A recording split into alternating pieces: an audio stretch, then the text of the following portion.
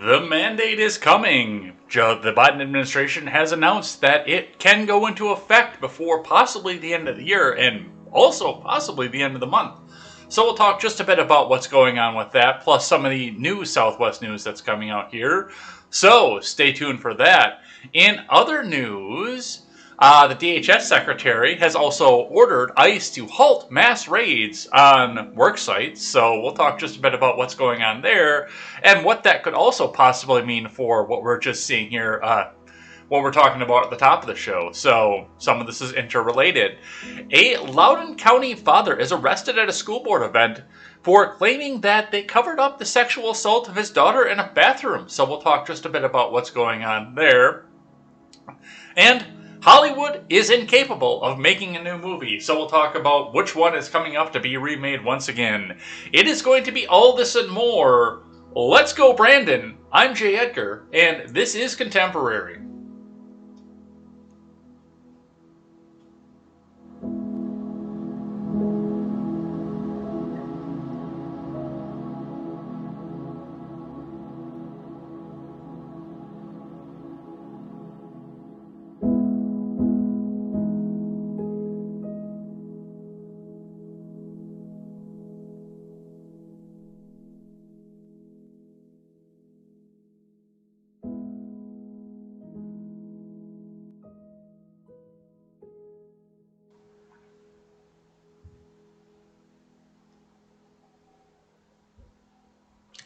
Good morning, everybody. Good morning, Ed Heads. Welcome to Contemporary. My name is Jay Edgar, and we have got another big rack of news going on today, including a couple over here that I didn't think that initially I was going to put on here, but I just looked at some of the stuff and I said, man, we can't go without this stuff here.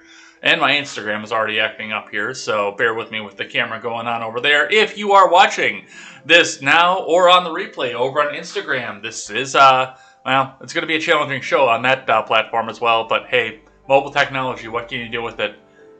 Or regular technology for some of us here, but yeah, it's going to be all kinds of fun at this and more. And really, honestly, I'm looking at some of the stuff here that we've got for the top of the show, and, you know, I look at the book of Revelations again, and a lot of the stuff that we've all read about this, you know, for those of us who have both read the entire book and for those of us who have heard the quotations that are selectively picked and put across social media, but I don't believe we are in Revelation territory right now. I don't believe that this is the mark of the beast.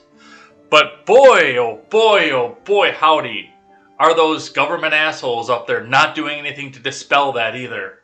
They're definitely not doing anything to keep the people who do believe that we're in Revelation times from believing that we're in Revelation times. I think they're almost poking the bear at some point here, folks, but we'll talk about that as we get down into this. We'll talk about that into the news here. But before we get started, we are going to sell the wares. Let's get the monitors up here. Let's get the Instagram camera back on because it's shutting off on me again. And let's sell the wares. Where's my live chat? Where's my live chat? There's my live chat. Oh, we got a sticker party going on here. All right, let's get into it, shall we? And before we get started, make sure you guys head on over, check out turnsofpagesproductions.com, which, by the way, is being designed by the wonderful Bobby Joe from over on Twitter. I don't know where she went. Her account seems to have gotten nuked over the last couple of days. I sent her an email. I hope she's not, like, mad at me or something, but I sent an email over there, so hopefully we'll go back and figure something out here. But go and check out Go and check it out, turnsofpagesproductions.com. It is, it's going to be a great time, I think. We will carry great shows such as The Daily Ignoramus, The Porch Boys, who had another great show last night, by the way, The Breakdown with Birkenhoff, The R-Rated Conservative, and The Freckles with Brickshaw. I got to reach out to the RRC and see if he can get on in the midst of his move, or if they are in full swing on the move right now. I don't even know where they're at right now. I know that they're not doing another show themselves until after they get moved, but I do want to get him on and start to sell his stuff before they get to the move, or, you know, before we get too deep into everything as well. So we will reach out to him, but I think I'm going to have Birkenhoff on next. I am trying to go through a cycle and get all the Turns and Pages people on while we're going with this, so we will see what happens with that and where that goes, but we'll see if Birkenhoff can get on and sell the wares that he's got here. I gotta get Anna Baltus too, because I know the two of them work together as well, so regardless, we will see what's going on with that. And if you do want to help out, go ahead and toss a couple bucks. Maybe $1, maybe $5, maybe $10. You don't have to be as generous as our big benefactor at the start. You don't have to be that generous. That was incredibly generous. I'm so thankful for the fact that he did there. But I'm not expecting anybody else to be that generous. But you can go check out the GoFundMe. We are up to between what we did, what we've got in the GoFundMe here, what I have in the account that the GoFundMe is going to go into, up to $530 on the $2,000 goal. So we are a little over a quarter of the way there.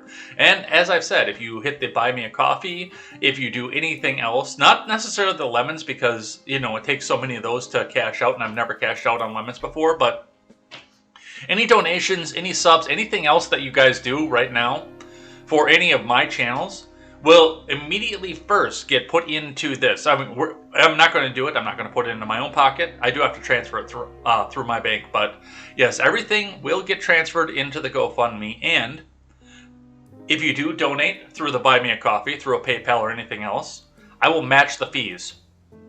That's my pledge to you, because we want to get this website up. I will match the fees that PayPal takes out and make it the even donation that you put in.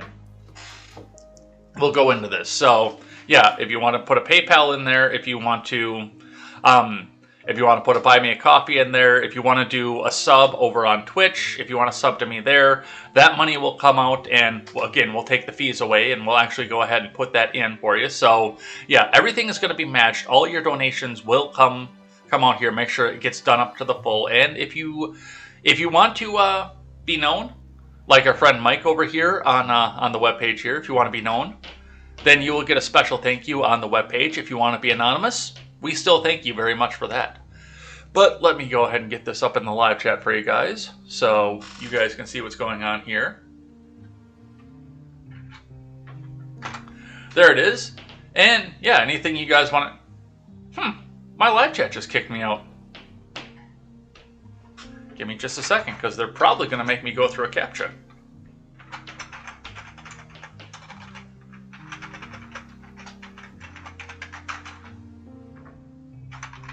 Yeah, I hit the enter button to go enter that in the chat, and the live chat kicked me out. What the hell? Select all... Oh, good. We can do on-air production. You guys can get to see me do this. Select all images with a fire hydrant. I hate these fucking things. Obviously not a fire hydrant in any of these, because you can't park in front of those. Alright, now we're back up. Why the fuck would they do that? I don't know, right in the middle of the show too. Alright, let's get into it here. Let's start with the finance for the morning, now that that's all been taken care of. Starting with the Dow. The Dow Jones says 34,378.34 points. That is down another 117.72 points yesterday. And it was another day where they tried. They sure tried throughout the beginning of the day. The futures went up, and we saw the futures up, and then they tanked, and then they tried, and then they tanked, and then they tried again, and, well, the rest is history. So we wound up down once again here. And I got a feeling, I know the futures are pointed up right now, but I got this feeling that once this vaccine mandate goes in, and once the investors start looking at that, that's going to start dropping too. So we will watch for that, and we will see what IBD has to say. They are definitely optimistic this morning. I did a little bit of a preview reading on that, but not very far. Your Bitcoin is at 55,031.70, holding mostly steady, but it was a slight drop from yesterday, where we were at in the mid 57,000s. So, well, you're on the dip again. So if you want to get a little bit, it's not on a big sale like it was back when it was at the 41,000.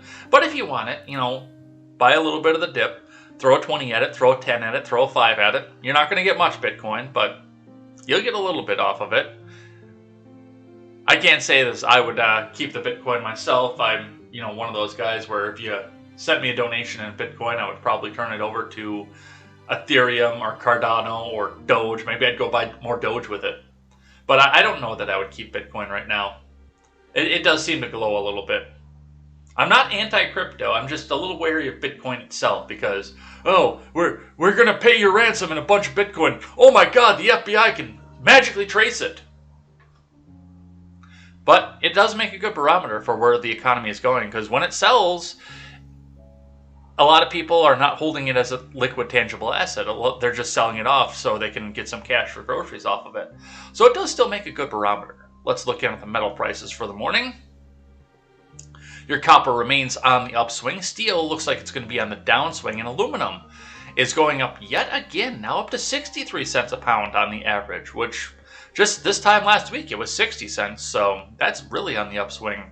Looking at your individuals, bare wire, number 2 tubing, number 1 tubing, insulated wire, thin wire, Romex are all up, but flashing copper is down. Brass is up. BX steel is up. Brass shells are up. Iron, number 1 steel, cast iron, rotors, complete car, shreddable steel are all down. Stainless steel is up. Looking across at your aluminum shows green in every category that's shown on this particular page. Lead is up. Catalytic converters are up all the way across. Car and truck batteries are down. And that's what we're seeing coming off of that. All right, let's see what IBD has to say for the morning. No thanks, we're not going to join you today. Dow Jones futures rise, Apple iPhone woes, inflation, JP Morgan earnings in focus after market rally fizzles again. From Ed Carson.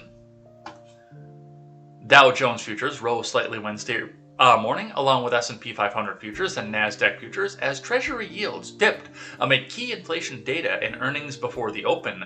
The stock market rally attempt had yet another weak close, finishing with slim losses on Tuesday. Apple retreated overnight on a report that chip shortages will force iPhone production cuts. CRISPR Therapeutics retreated on study results. JP Morgan Chase reported better than expected third quarter EPS before the open. Delta also topped views early on Wednesday. Apple will have to cut 2021 iPhone production goals of 90 million handsets by up to 10 million handsets due to extended chip shortages. You wouldn't catch me dead with an Apple product anyway. I mean, I gotta reach over here for it. I've got the iPod. It's an old iPhone 5 that I use as a music player, but as far as a handset, no. I just like the audio quality of the iPhone and the fact that it keeps all my music and stuff off my good phone, off my Note 10 over there. So I can't say I guess I wouldn't be caught dead with one, but, you know, as a regular handset, no thank you. They underperform. And they're really expensive to go and get fixed, if you do need to go and get it fixed. I will stick with my Androids, thank you very much, in spite of the fact... I say that and the Instagram feed cuts the fuck out, but I think that's on Instagram side, not on the phone side. Let's see. Bloomberg News reported, citing sources, the Dow Jones Tech Titan reportedly is selling manufacturers that Broadcom and Texas Instruments aren't delivering enough components.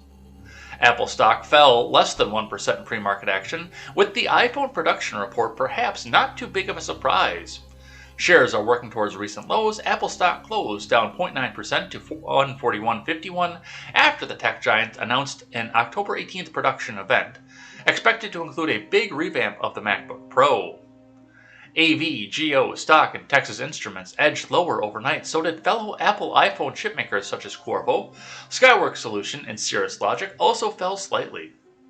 One exception was Qualcomm stock, which rose 2% early Wednesday. Qualcomm announced a $10 billion Qualcomm stock buyback program late on Tuesday. CRISPR stock slumped 6% in pre-market trade off overnight lows, despite generally positive Phase 1 test results of a gene-editing cancer drug. CRISPR Therapeutics said Tuesday it's planning to begin a pivotal study of its gene-edited cancer drug, CTX110, of the 26 lymphoma patients. 38% had no detectable cancer following the treatment. There were no major side effects. I wonder if this is going to be the cure for cancer, or this is going to be a lifelong therapeutic once again. You don't make as much money off curing it as you do off treating it for a lifetime. On the plus side, German software giant SAP gave preliminary Q3 results above consensus and guided higher for the full year. SAP's stock popped 5% early on Wednesday. But a number of high beta growth names, such as Tesla, Upstart Holdings, Zscaler, Airbnb, made strong moves, flashing various buy signals during Tuesday's session. Solar stocks continue to rebound, while U.S.-focused casino plays such as MGM Resorts and Boyd Gaming also rallied, triggering buy signs. Tesla rival General Motors and Ford continue to advance, with GM stock clearing an early entry and Ford nearing the top of a base. Matson blasted above a short consolidation. Tesla and Airbnb are on the IBD leaderboard. Upstart stock is on the leaderboard watch list. MGM stock is on Swing Trader. On your futures. Yeah, there's a story that we haven't covered at all throughout this, and it's something we should have been. I keep thinking about this as we get started off of this, and once I start stacking up the news, it just keeps slipping my mind, so we'll talk about that. Dow Jones futures climbed 0.15% versus fair value. S&P 500 futures gained 0.15%. NASDAQ 100 futures gained almost 0.5%. Apple is a Dow Jones, S&P, and NASDAQ component. The 10-year Treasury yield fell 1 basis point to 1.57%. Crude oil prices declined about 1%, while copper futures rose more than 1%. The Port of Los Angeles is moving to operate 24 hours a day, 7 days a week, to try to alleviate massive backlogs of container ships. China reported stronger than expected September export growth overnight. Yeah, the Port of Los Angeles thing. I keep hearing about it, and people keep questioning whether or not it's real. I have not looked into it. I know people from Los Angeles that have told me it's absolutely real. I've not looked into it for myself, but if it's true, that's massive. And, like I say, I think about it during the day, and people around me talk about it during the day, but it never gets to my ears and never gets into my mind when I'm setting up the stack here. So let's make a note of that. Let's do a Google search for Port of Los Angeles, and that will leave a note in my mind that we will look into this tomorrow for sure. We will definitely look into this tomorrow. But we've got a full stack and we cannot do it today. We can't add anything more here. The September Consumer Price Index is due out at 8:30 a.m. Eastern Time. Economists expect overall consumer inflation holding at 5.3%. It's just transitory, with core inflation staying at 4% at 2 p.m. Eastern Time on Wednesday. Fed minutes from the September policy meeting will be released, offering further insight. It would first make me laugh my ass off, and that would make me cry a little bit. I'm not going to lie. If we wound up having 6% inflation. With just the way that the jobs numbers have been going month over month for the Biden administration, we expect 5.3% this time through. Oh, it's 6%. Oh, that's funny. That's funny. Oh, shit. That sucks. That affects us. God damn it. Yes, I would laugh my ass off and then cry if that happened. Atlanta Fed President Raphael Bostic, one of the more hawkish Fed officials and the Fed, said Tuesday that U.S. inflation is broadening and not just transitory. Fed Vice Chairman Richard Clarida said the risks to inflation are to the upside. He also added that conditions for starting a bond taper have all but been met. And remember, overnight action in Dow futures and elsewhere doesn't necessarily translate into actual trading in the next regular stock market session. Woo! That was a lot of information all at once here. Sorry to make the big information dump on you, but I mean, this is stuff that affects all of us as we go. We may not all be high-flying Wall Street traders, but this affects our IRAs, this affects our consumer prices, what we do throughout the day, where our jobs go, and if we even have jobs tomorrow. Let's do a brief one from CNBC. And if I have to keep turning the camera back on my phone, then we are going to shut the Instagram feed down. All right, from CNBC, Dow falls for a third straight day as investors await inflation data, bank earnings from Hannah Mayo and Yoon Lee. The three major U.S. stock indices closed lower for a third consecutive session Tuesday ahead of key inflation readings and a kickoff to third quarter earnings season. The Dow Jones Industrial Average shed 117.72 points or 0.3% to 34,378.34. The S&P ticked down 0.2% to 43,5065. The Nasdaq Composite closed 0.1% lower at 465.92. The averages traded near the flat line for much of Tuesday's session before selling picked up to the close. Markets were mostly in wait-and-see mode ahead of report releases this week, Bank of America said. Headlines are fairly quiet as the markets await several upcoming catalysts like September CPI and retail sales, the latest FOMC minutes, and the start of Q3 earnings season, Stifel Analysis said in a note. The Consumer Price Index for September is slated to be announced Wednesday morning. Economists expect prices for an array of consumer goods to jump 0.3% in September from the prior month and 5.3% year over year, according to the Dow Jones. Tax on the poor right there. The Federal Open Market Committee on Wednesday is also set to release its minutes from the September meeting. Investors will be digesting the minutes for any potential clues regarding the central bank's plans to pull back easy monetary policy. JP Morgan Chase and Delta Airlines are scheduled to kick off third quarter earnings seasons Wednesday with reports behind the bell. Other major companies reporting quarterly financial results later this week include Bank of America, Walgreens Boots Alliance, Wells Fargo, Morgan Stanley, Citigroup, and Goldman Sachs. There are lots of headwinds out there as we embark on corporate earnings, and traders will be looking for any and all indicators of a guidance, especially as the threat to slower growth looms large, said Chris Larkin, Managing Director of Trading at E-Trade Financial. Earnings growth is expected to grow about 30% year over year this quarter, following a 96.3% expansion on the second quarter, according to Refinitiv. Well, that's interesting, because I don't see earnings growth going up that much among people. In fact, most people I know in the industrial sector didn't get a raise this past year, year over year, because it was too costly. We had to cut costs because of the coronavirus. So that's what they have going on with that. And plus, on top of that, let's make sure that your bank account doesn't have $500 in it. I'm interested to see where that goes, by the way, with the JP Morgan Chase and the bank earnings. Now, a lot of that isn't going to affect the bank earnings this quarter, or the quarter that's about to be announced, because that didn't come out about until the end of this coming quarter. But yeah, I'm kind of interested to see where this goes and what happens with this and where we go from there.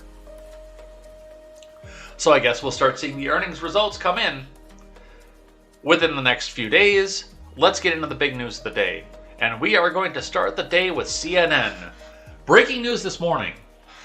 Federal governments can start enforcing Biden's vaccine mandate for employees early next month, OPM says.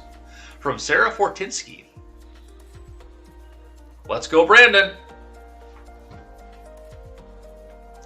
Federal agency and department heads can begin enforcing President Biden's vaccine mandates for its employees early next month, according to new guidance from the U.S. Office of Personnel Management. In order to be considered fully vaccinated by the November 22nd deadline, federal employees must receive their final vaccine dose by November 8th. An OPM memo issued Friday sets November 9th as the first day that agencies can start taking disciplinary actions for federal employees who still refuse to get vaccinated without a legal exception. Agencies are advised to begin the process with a 5-day period of counseling and education and allow employees to prove they've initiated the vaccination process or request an exception. If the employee still refuses, the agency should pursue disciplinary action up to and including removal or termination from their positions. Agencies, however, are strongly encouraged to first consider a short suspension of 14 days or less for the federal employee before firing or removing them. Federal News Network was the first to report on the updated guidance. The guidance comes after a reversal in the administration's approach in mid-September when it said federal employees could be fired for not complying with a vaccine mandate. Earlier, it had said employees could be put on administrative leave. OPM said employees should not be placed on administrative leave during the disciplinary action process. It also states that if the employee provides a proof of a single vaccine dose while undergoing disciplinary measures, the agency should hold the discipline in abeyance to afford the employee a reasonable period of time to become fully vaccinated. If an employee claims a legal exception, the ordinary process for review must be initiated. The memo follows up on the executive order Biden signed on September 9th that requires all government employees to be vaccinated against COVID-19. The guidance comes a week after Air Force officers and a Secret Service agent filed a lawsuit asking the court to block the Biden admin's vaccine mandate, the Washington Post reported. Biden has also directed the Labor Department to require all businesses with 100 or more employees to ensure workers are either vaccinated or tested once a week. And that's some of the things to watch for this. So this only applies to federal workers and I believe federal contractors, because I do have a friend that is a federal contractor. And I do believe this applies to him as well. So, I mean, this is not, OSHA coming down and demanding that every business that has more than 100 employees at any given time on the payroll, this is not them coming out here and saying, let's go ahead and, let's make sure that you all have everybody vaccinated. That actually still doesn't have any teeth as far as I know. But that also could be coming before the end of the year. But yes, as of right now, starting on the 8th of next month, we could possibly start seeing some of this disciplinary action happen here. So, well, I've said it before and I'll say it again. Get out of the federal workforce. Get the fuck out of the federal workforce. And some of this goes on to what I've said on years and events prior. I'll reiterate what I've said for some of the new people or some of the people who are going to be watching this for the first time because, they just joined up yesterday. I made the offer out there that if I get to 2,000 YouTube subs, I think it was by the beginning of this coming year. So I don't think it's going to happen because we've still got 1,700 to go, 1,600 and I think 94 to go.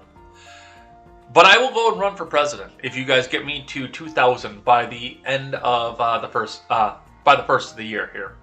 But if I did, for whatever reason, wind up overcoming all the odds and overcoming all the honk and became president, that would be the first thing that I would do. Is I would start telling people from day one, from the day I was inaugurated, I would get up and give an address just like this. We would still do contemporary if I was the president, but a lot more of that would be focused on my pledges and my goals for the American people, not necessarily doing the news.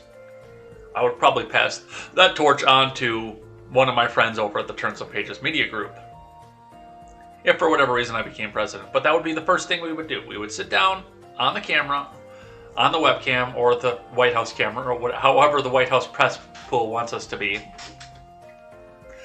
Trust me, I would definitely prefer to use a webcam.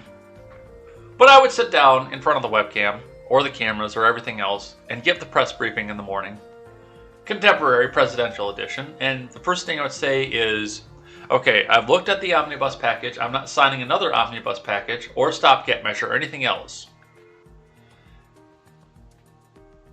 And this is how many days we have left before the government, quote, runs out of money and stops paying federal workers. This is how much time the federal workers have to get out of the federal workforce before they start being held hostage by Congress. Oh, why won't he sign the omnibus? After the debacle that we keep seeing over and over again, if you are still working in the federal workforce, I am sorry. I don't want to sugarcoat it. You're a fucking moron. Because especially in this politically polarized environment, that started under W. It didn't start under Obama. A lot of people mistake this and say it started under Obama. It started under fucking W. It definitely started under fucking W. You are pawns in their urge to make sure that everything goes the way that the Democrats want it to be. And they will shut down the government. And they will furlough your pay for as long as it takes to get Republicans to fucking cave. You are a pawn to them. Get out of the federal workforce. You should not be in the federal workforce. If you're an FBI agent, hey, go be a local police officer.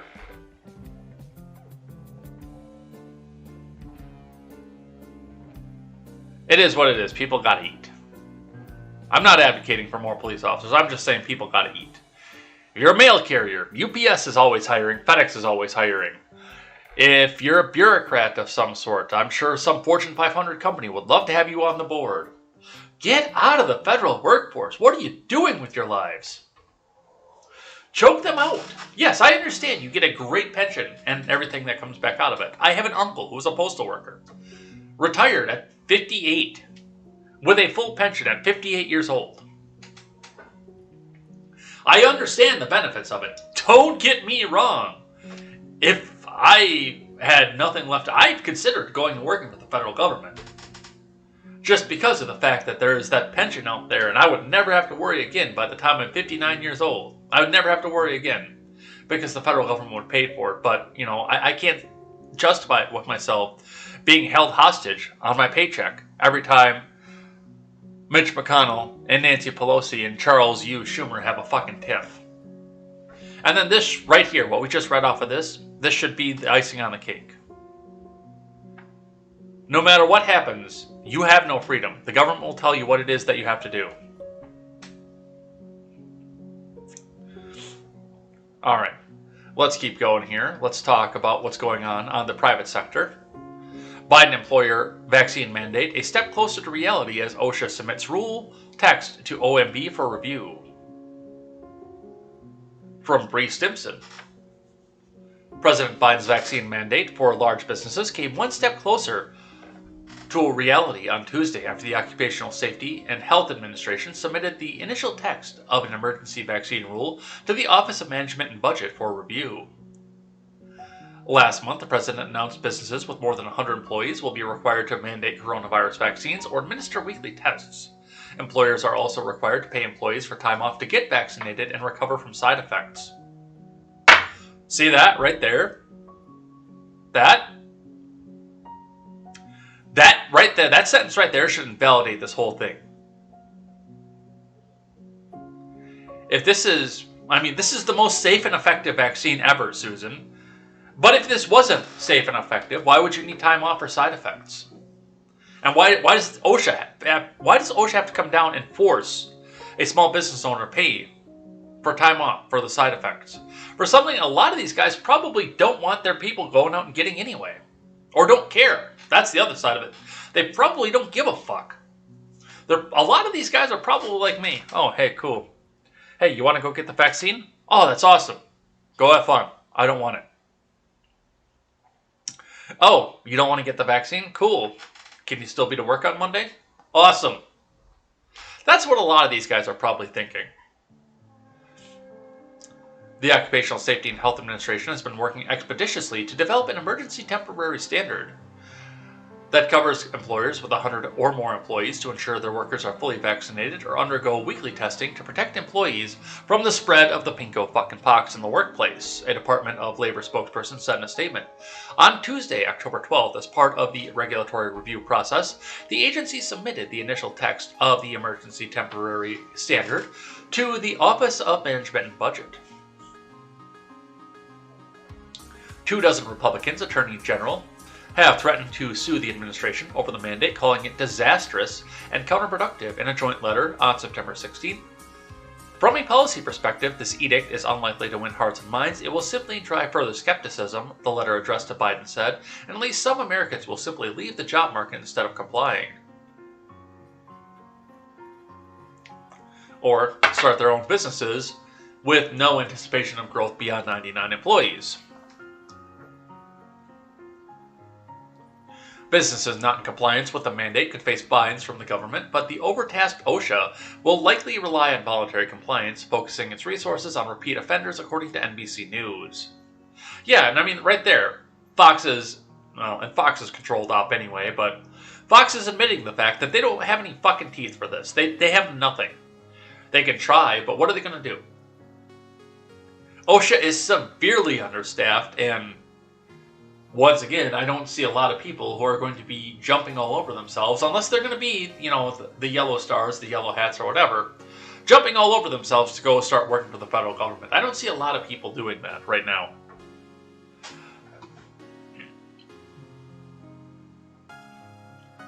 The admin hasn't given a timetable for the OMB review, but it may be completed within the next few weeks. Well, we'll see. We'll see where this goes or what they're going to do with this. Let's grab one from NBC5 out of Chicago. We're at 60 degrees, which means that we are back to coffee weather. What the fuck is playing in my ears? Jesus Christ, that's loud. My God, that is loud. Shut up, you. White House tells states to prepare for COVID vaccinations in young children. Do I have an author? I don't have an author for this. That's lame. I wanted to give you the credit. The White House told governors to start preparing to vaccinate children as young as 5 by early November in anticipation of the FDA clearing Pfizer's COVID-19 vaccine for that age group. For emergency use authorization only. In the coming weeks, the White House official said. The Biden admin has purchased 65 million pediatric doses of the Pfizer vaccine, enough to vaccinate an estimated 28 million children who would be eligible should the FDA approve Pfizer's request to vaccinate kids 5 to 11, according to a Health and Human Services official. Pfizer and BioNTech said earlier this month they had submitted an emergency request for authorization for those ages 5 to 11, and an FDA advisory committee plans to meet to discuss with the request on October 26th. The vaccine doses for the youngest age group won't be interchangeable with those used in adults because it has a different dosage and dilution requirement. But, that's cool. That's perfect. Hook 'em young. Hook 'em young. Get 'em in there young. The same mantra the tobacco industry has had for 80 fucking years. Hook 'em young. Make sure that they know it's cool and exciting to go and get this thing. Or to take this drug. Hey, let's have a cartoon character. Go and get this vaccine, Family Guy. So that's what we see coming out of that. Hey, come down and get prepared for this. It's not a cult, though, folks. It's not a cult. You're not getting your new baptism. Trust me. It's not a cult. All right, let's listen to the red-haired bobblehead for a little bit. So Psaki just said claims that Southwest pilot strike was sparked as opposition to vaccine mandates are absolutely false. And the events were completely unrelated to vaccine mandates. So let's see what's going on with that. Tom Sauer says, I have some more receipts for you. Would you like me to bring them? Let's listen to what that sounds like. Let's go ahead and drop this. Drop the music for you. Chill Piano on Pretzel Rocks, by the way. Great track. Great playlist. What's his answer? What's the White House response to people who say vaccine mandates have reduced the workforce and contributed to this problem? Well, I know world-renowned business, travel, and health expert Senator Ted Cruz has made that point, but I wouldn't say that that is widely acknowledged or echoed by business leaders who have implemented these mandates, by health experts who have conveyed the way to get out of the pandemic is to ensure that we are doing exactly the steps the president has announced and we are working to implement. It doesn't mean this isn't hard and challenging. Of course it is. We're in the middle of a global pandemic. But ultimately, the job of the president of the United States is to lead, is to follow the advice of health experts, is to ensure that he is protecting the lives of people across the country. So I know there was a little hubbub over the course of the last few days about Southwest Airlines. We now know that some of those claims were absolutely false, and actually the issues were completely unrelated to vaccine mandates. But again, what we've seen business to business across the country is this is the way to save lives, create more certainty. It's good for the economy, and it's something we're looking forward to implementing. That was a sentence that said literally absolutely nothing. Which, I mean, the red-haired bobblehead is good at that. She's very good at that. There was no substance. What's the White House response to people who say vaccine mandates have... Okay, why are we playing again? Yeah, there was no substance to that sentence whatsoever. If you found substance in that... All I got out of that, and I mean, even though I stepped up to go and blow my nose because the fucking allergies are going once again, but even if you take that at full face value, because I listened to the whole thing, all I got is, well, we need to get the people to do what they want, what we want them to do. It's the president's job to lead. So he's going to lead, but he's going to go and get the booster shot, and yeah, there was no substance to that, but... leave it to the red-haired bobblehead. We have more, though, from C-SPAN, press secretary, on people who say the vaccine mandates have reduced the workforce. I think this is the same video, actually. Let's listen. what's his answer? What's the White House response to people who say vaccine mandates? Yeah, this is the same video. Reduced the workforce and contributed to this problem. All right, we'll skip that one. But we do have another one here from Town Hall. Saki, we know that federal law overrides state law. She goes on to say this legal aspect is unquestionable. Yeah, tell me you don't know the Constitution or the Bill of Rights.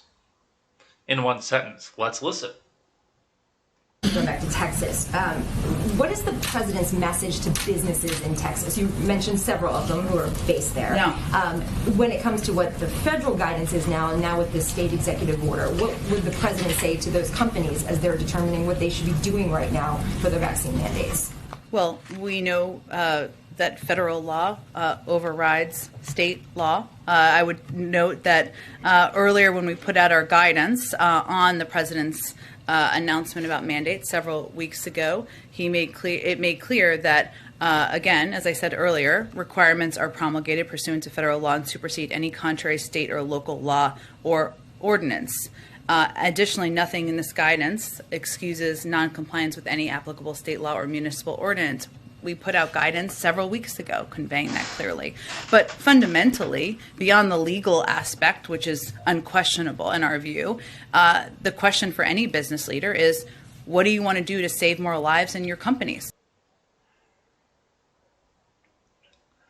Yeah, no, federal law doesn't override state law. You may think it does because you're on the federal level, but it doesn't. Oh, Jen. Oh, Jen. It's not how any of this works, and you know that's not how any of this works. Let's just talk about this for a second. We'll go on and talk about the Southwest thing in just a second, but I mean, we're coming in here, we're looking at these top ones, the federal mandates going into place Now, we were talking all the way back at the beginning of this vaccine panic. We were talking all the way back at the beginning there, where, Marjorie Taylor Greene, who was a plant, was coming out here and saying, well, there, I think I look at this here and this vaccine, it's going to be the mark of the beast. Okay, and they're going to make it so you can't buy and sell unless you have the mark of the beast, which, and I've talked to Anna Voltis. If you ever want to have a good philosophy discussion, go find Anna Voltis. He's on my Discord server. He's on Porch Boys Discord. I think he's in Steven's Discord server too. But go have a conversation with him. That guy is a wealth of knowledge. That guy is an absolute wealth of knowledge. But he also pointed out, the mark of the beast is going to be something that you could show on I believe it's on the back of your right hand, if I remember my quotes correctly, or on your forehead. And the Book of Revelation specifically details those two things. And like I say, I don't think that this is the mark of the beast. But I blame the people who do believe that this is the mark of the beast less and less every time something else comes out of this. Every time we have another development in the vaccine thing. And think back to it. At the beginning. Oh, the vaccine is out, so we can go back to normal. Just please go get the vaccine. You're not patriotic unless you get the vaccine. And they started doing this with vocal rhetoric. Oh, look how great this is. Look how much of a great patriot you're going to be if you get the vaccine. Which immediately followed, I'm not going to get this vaccine if it comes up under Trump's administration because I don't trust anything that comes out of the Trump administration. To, you're a great patriot. Everybody needs to run out and get this vaccine as soon as it's available and we can get back to normal. To, hey, go get the vaccine and you'll be entered into a drawing to get $5 million on taxpayer money and a brand new truck or a brand new gun or a brand new this or groceries for a week or this, that, and the next thing.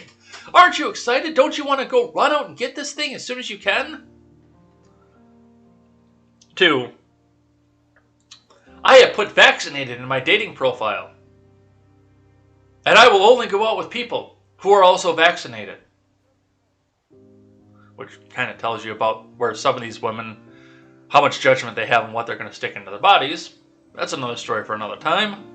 2, get the vaccine or you're not going to be allowed to go to concerts or anything else. You're not going to be allowed to go to the store or anything else. 2, get the vaccine or you're not going to be allowed to work.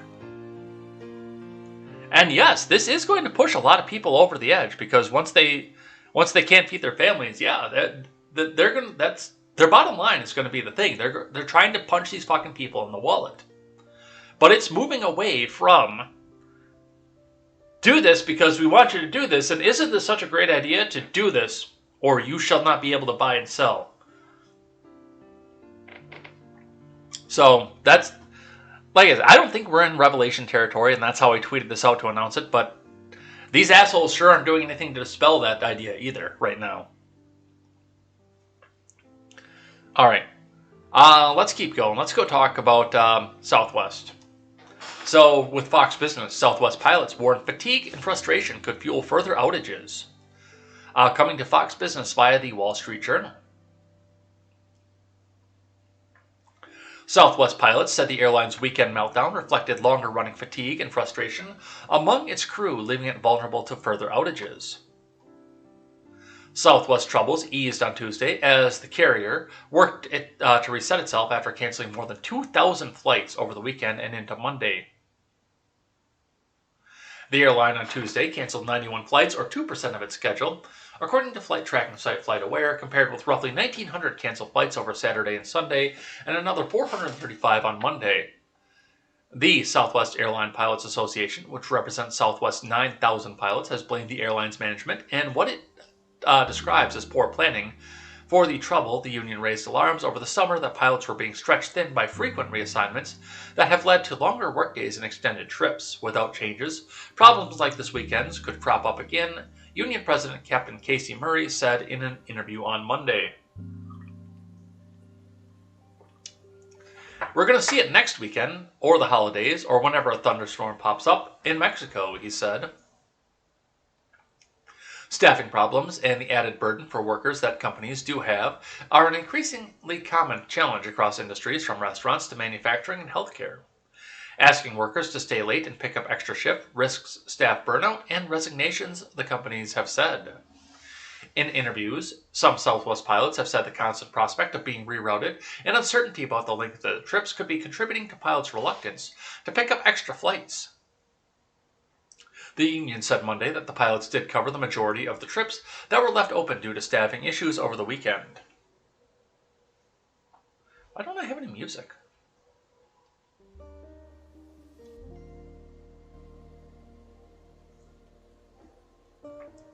Multiple factors contributed to the weekend's turmoil: severe weather in Florida and air traffic control issues that slowed traffic there Friday night were the immediate trigger. No, that's not what happened. You can still keep trying to tell us that's what happened, but that's not what happened. That led to a larger number of cancellations that left hundreds of planes and crew members out of place, starting a chain reaction that took several days to work through. As the airline worked to reassign trips and burned through an on-call staff, lack of available crew was stated the reason for over 2,100 canceled flights over the weekend, the pilots union said. When an airline gets behind, it's hard to catch up, Southwest Chief Executive Gary Kelly said in an interview on CNBC. The airline had no immediate comment on the union's concerns over similar future outages.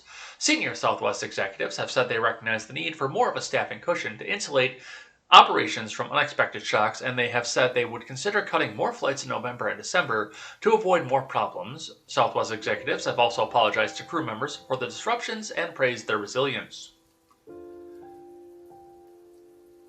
And see, the thing with this is they keep changing the story. And I'm sorry, I don't believe you anymore. I don't believe what you're saying. I don't believe the words that are coming out of your mouth anymore.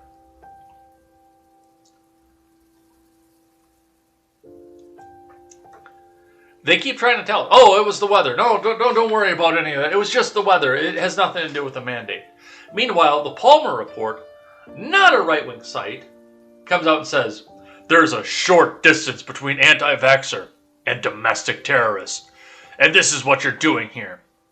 The Palmer Report basically pointed the finger at the airlines union. And they're not a right-wing source. And then, everybody else comes out, oh, no, don't look at this. No, this thing with the airlines, and this is being a mass sicko. No, that's a right-wing conspiracy theory. Don't look over here. No, don't look. No, this is definitely not anything to do with, nothing you have to worry about. Shh. But they keep changing the story. I'm almost positive at this point, and I have no confirmation, obviously, because the mainstream media is being very tight-lipped about this. I'm almost positive that this was a sick out. That this was the Pilots Association and the crew associations, the unions for both of these, coming out and saying, oh, you want to give us this mandate? Yeah, fuck you. We'll give you a taste for a couple days over holiday weekend of what happens if you start firing us left and right.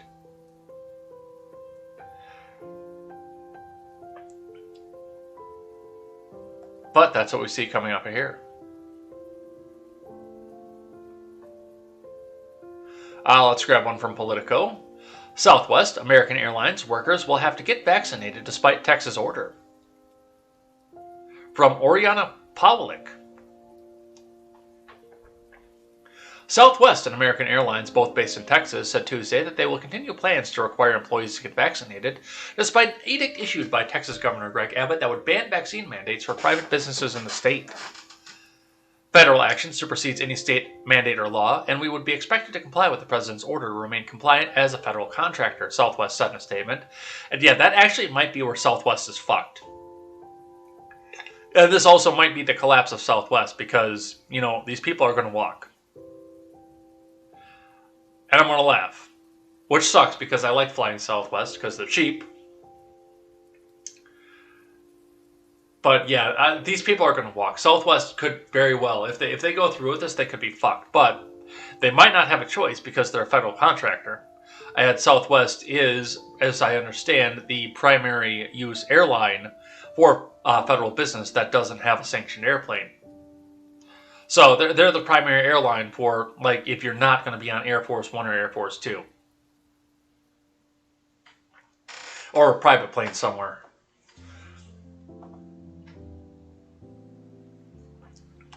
We will continue to follow all orders closely to keep our employees updated on any potential changes to existing policies, a spokesperson said, adding that the airline is in the process of reviewing all guidance issued on the vaccine.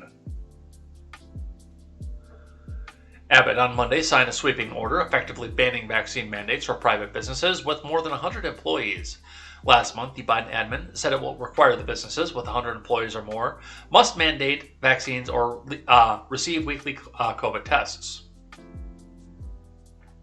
American Airlines says also reviewing Abbott's order and that so far airline officials believe the federal vaccine mandate supersedes any conflicting state laws, and this does not change anything for American. White House press secretary, red-haired bobblehead, called the federal mandates a legal mandate, unquestionable, and said Abbott is just playing politics. All right, Jen, go down to the Hall of Records.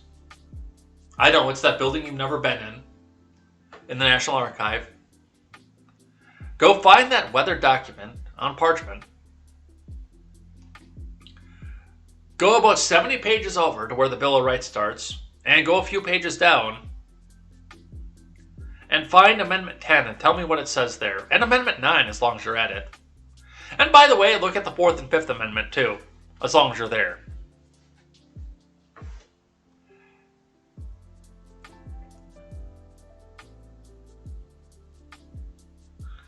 We've seen from economist after economist, and frankly many business leaders, who have already worked to implement mandates, that implementing these mandates creates uncertainty and reduces the number of people who are out of work, sick, and worse, Psaki said.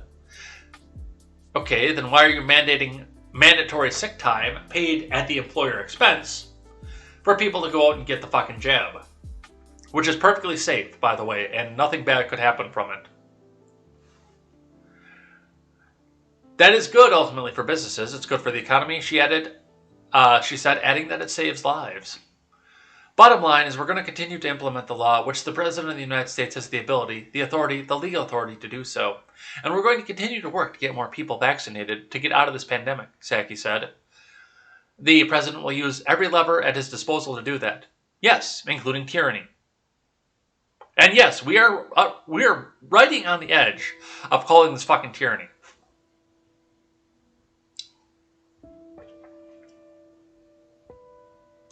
So that's what we see coming off of that. Let's grab one from the New York Post. I think we're shifting gears after this. I think. No, we got a couple more off of this one for the airlines and the vaccine mandate. We got a lot of vaccine mandate stuff to go over. I mean, we're done with the debt ceiling, so everybody's going to stop talking about that. And they're going to stop talking about the budget reconciliation, too, just so that goes away out of the news and they can slip a bunch of shit in under the table off of that. You notice, by the way, we haven't talked about that in a couple days, and, you know, we guide the show on what the mainstream media has to say. In fact, let's also make a note to make sure that we do budget reconciliation tomorrow as well.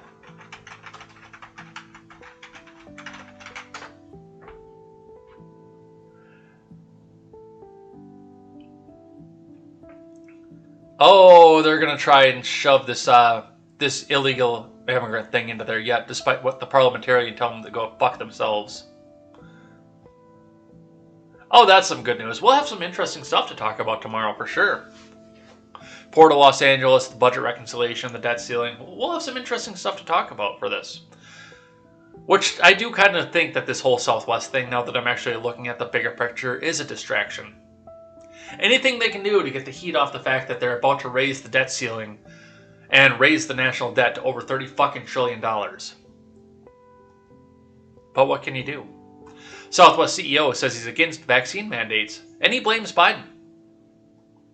Well, then go and fight, you spineless fucking prick. From Emily Crane. Go and fight this perfectly safe vaccine that nothing bad happens from.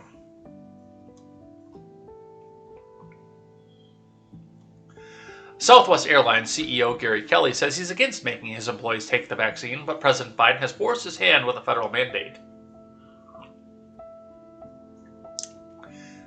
I've never been in favor of corporations imposing that kind of a mandate. I'm not in favor of that. Never have been, Kelly told CNBC's Squawk on the Street on Tuesday regarding the COVID-19 vaccine. Kelly said his employees have very strong views on both sides of the issue of vaccine mandates, but they were being forced to take it given Biden's executive order.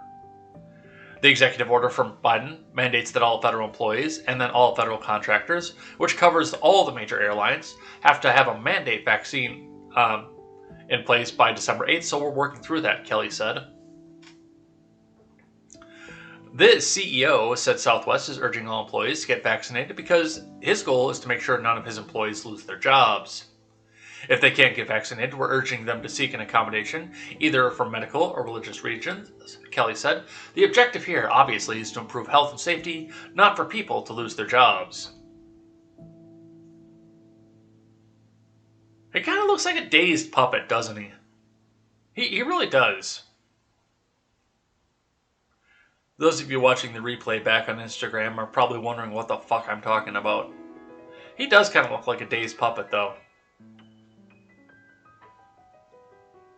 Southwest is offering employees the equivalent of 2 days' pay as an incentive to get vaccinated and to compensate them for any potential side effects, Kelly said.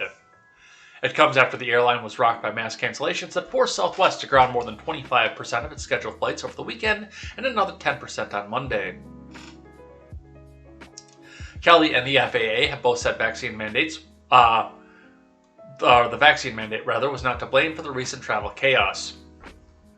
Yeah, you're doing a lot of CYA for the fact that this had nothing to do with the vaccine mandate. You sure are covering your ass in a hurry. Oh, no, this is not me. I don't want to mandate this for you. It's Biden. It's Biden. No, you're covering your ass. And furthermore, this tells me that that's exactly what this was. A bunch of pilots got together and said, yeah, this is what's going to happen if you mandate this. So be prepared, you fucker. And this guy's scrambling, backpedaling to come. No, it's just Biden. I'll give you 2 days' pay. Hey, look, no, it's going to be great. You'll have 2 days' pay. Ron, I disavow. I disavow that.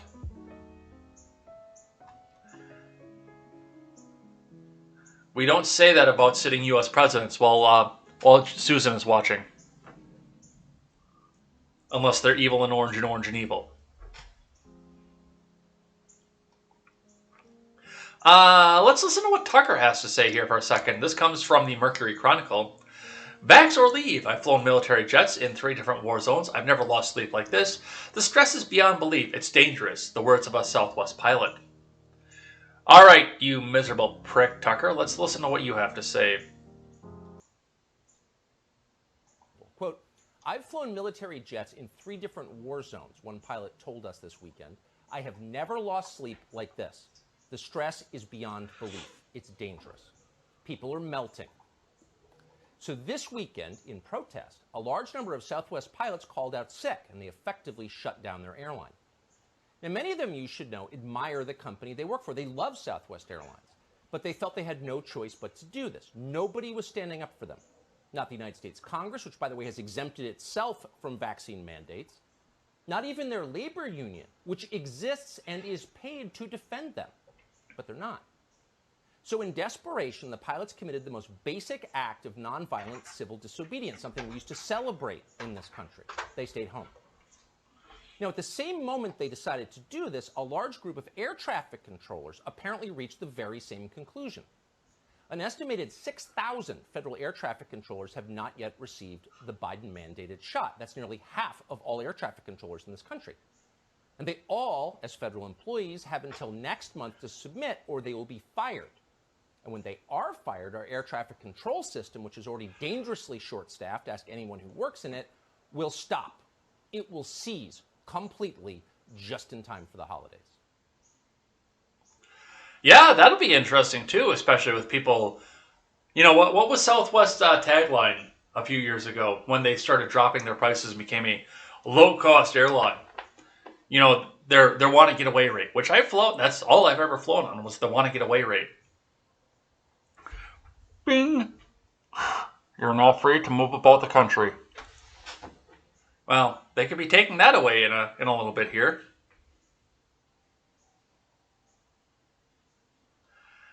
Quote, I think it's a bit of an Shut up, Tucker. Fuck off. I think it's a bit of an exaggeration for a Navy pilot, especially, to come out and say, "Oh, I've never lost sleep like this over this." But I think that's an exaggeration because that's a high-stress job in and of itself. But I will come back and ultimately say that I can see where you'd be losing sleep. I can see where you'd be under some stress. You know, now you're not in the military anymore. Now you're a pilot commercially. You got the $300,000 in middle suburbia, 2 big gas-guzzling SUVs out in the driveway, 3.5 kids. All their mouths open. Daddy, I'm hungry. Christmas season is coming up. Christmas presents season is coming up. Yeah, I can see where you're stressed. I wouldn't say, you know, flying into a fucking war zone stress, but I can see where you're probably a little bit stressed here. Something about caring for your own flesh and blood. I mean, that does change things, but, well, I guess we'll see. Looks like Bill Shatner's on his way to space right now. I'm going to space. The final frontier. To boldly go where a few men have gone before. I'm going up to go see the space station, to do what Captain Kirk would have only dreamed of doing.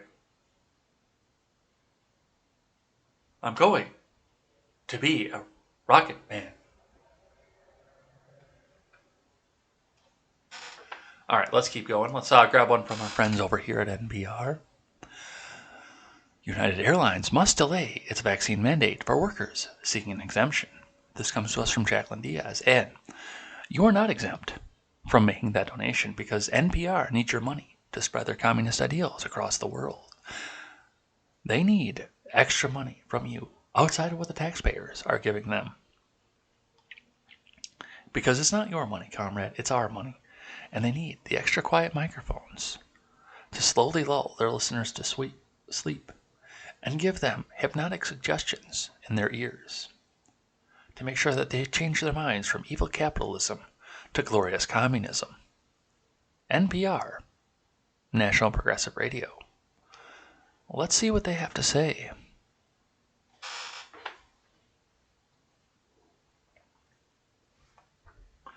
A federal judge in Texas ordered United Airlines to temporarily halt its plan to put unvaccinated employees on unpaid leave if they have requested an exemption from the company's COVID-19 vaccine mandate. United Airlines announced on August 6 that the Chicago-based airline was requiring all 67,000 of its U.S.-based employees to be vaccinated. At the time, the airline said about 90% of pilots and 80% of flight attendants have already been vaccinated. But for the small portion of employees that refused to get the coronavirus vaccine and requested either a medical or religious exemption from the United, the company said it would place those workers on unpaid leave. 6 employees filed a federal lawsuit over this policy, arguing unpaid leave is not a reasonable accommodation, but rather an adverse employment action. Well, they're not wrong.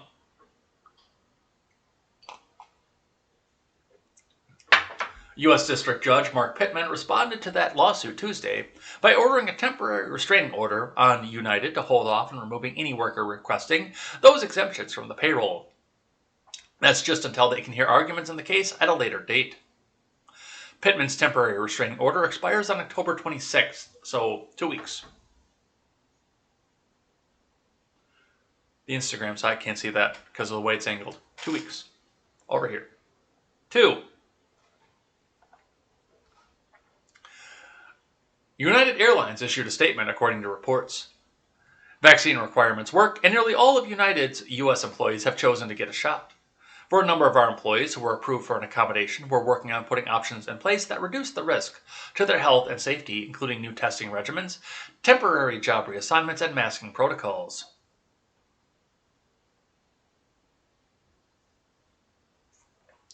Vaccine mandates are becoming all too common. American Airlines, Alaska Airlines, and JetBlue also joined United Airlines in requiring employees to be vaccinated against the pinko fucking pox.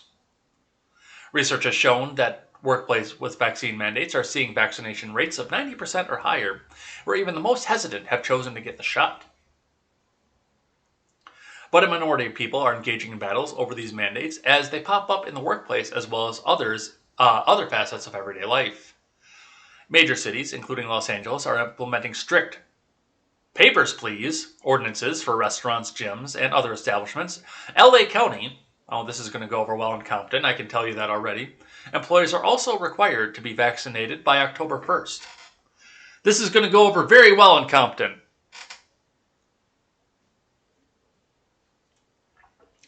But LA County Sheriff Alex Villanova, I think it's Villeneuve, I think they misspelled that, said he has no intention of carrying out the mandate.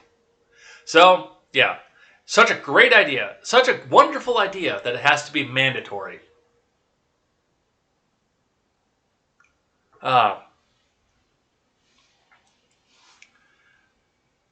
So that's what we see coming off of that.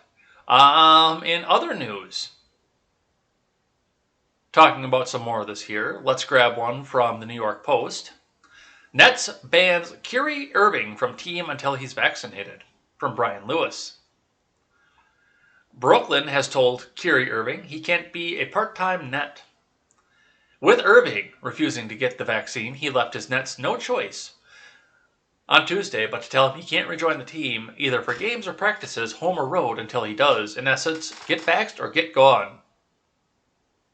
Don't use those words together because then the Biden admin's going to start using them. And they were cringe when you did it. Hey, come on, man. And just get vaxxed or get gone, man. Ultimately, yes, he has the choice to make, and he made his choice, said Nets general manager Sean Marks. By the way, why don't I have the music back up? We want music because it's soothing. It's soothing. It's calming you down as the government prepares to bend you over and ram their mandate up your ass. With no lube. Said Nets general manager Sean Marks, who made the decision with team owner Joe Tsai. My job here is to make what we deem the best choices for the organization. Moving ahead as a whole, they're not always the ones that are going to be met with open arms and thumbs up. These are hard decisions. With Marks confirming the obvious, that Irving has dug in and refuses to get vaccinated. If he was vaccinated, we wouldn't be having this discussion, the GM said. Do what we say or you will be punished. Do this perfectly good idea or you will be punished, the GM said. He made it clear that he wants the team wants him back, but exhausted every possible option. Oh, you want to come out and do this and then talk about Tuskegee once again, too. I love irony. I love irony.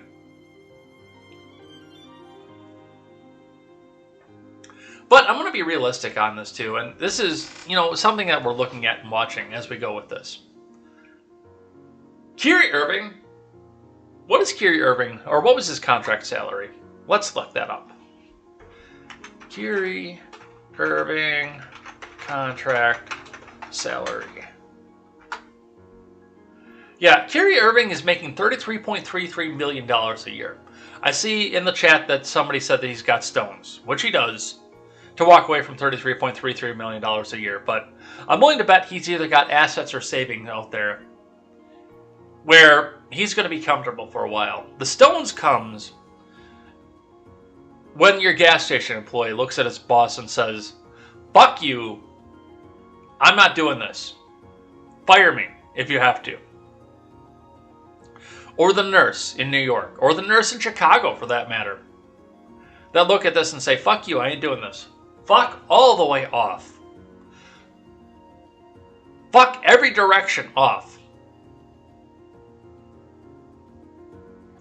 That's where the stones comes. Kyrie Irving can retire semi-comfortably off of what he has now. Put $11 million, I think, savings are down, but, maybe if you put $15 million into a high-yield savings account, you can live comfortably off the interest for the rest of your life. Kyrie Irving is set. He doesn't have to get out on the field, worry about breaking his ankle, worry about having a career ender. Plus, all these mega people are going to look at this and they're going to learn the name Kyrie Irving and they're going to go run out and start buying his jersey too. Kyrie Irving is going to be fine.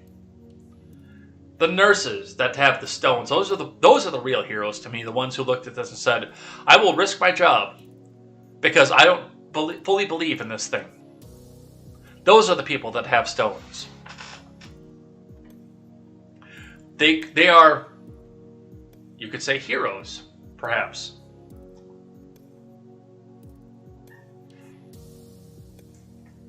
All right. From CNBC, speaking of that same thing, a record 4.3 million workers quit their jobs in August, led by food and retail industries, from Jeff Cox. Workers left their jobs at a record pace in August, with bar and restaurant employees as well as retail staff quitting in droves. The Labor Department reported on Tuesday.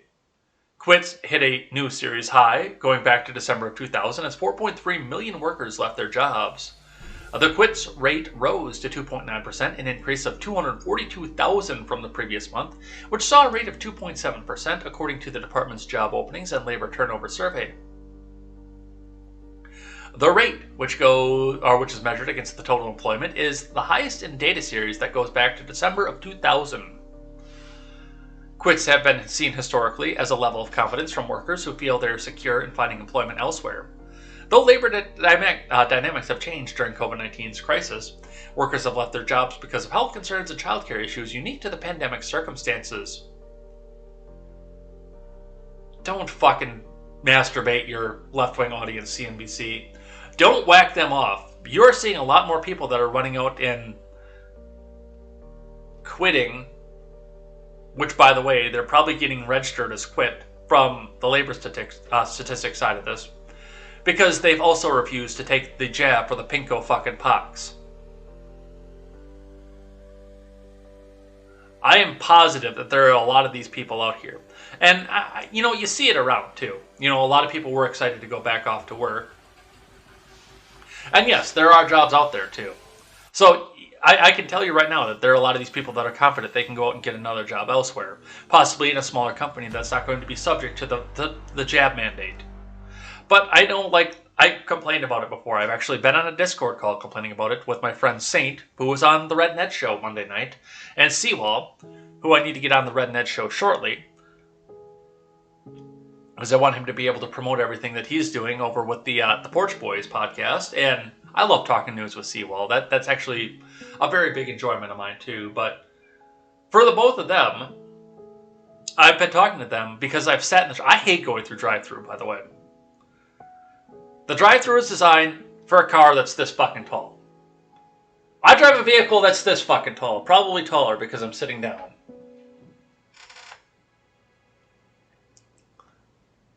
I hate going through the drive-thru. I always have. Even when I had a small car, I hated going through the drive-thru. But the Dunkin' Donuts in Janesville, that's all you can have most Saturdays. After I get off work, I want to go get a nice cup of coffee, nice cup of cold brew, and I can't fucking do it. Because, well, I can still go through the drive-thru, but you can't go into the lobby because they can't get people there to work. They can't staff on a Saturday in the lobby. There's probably like 3 people working in the place, and the only way they can keep up with the line at the drive-thru is to have them metered one car at a time.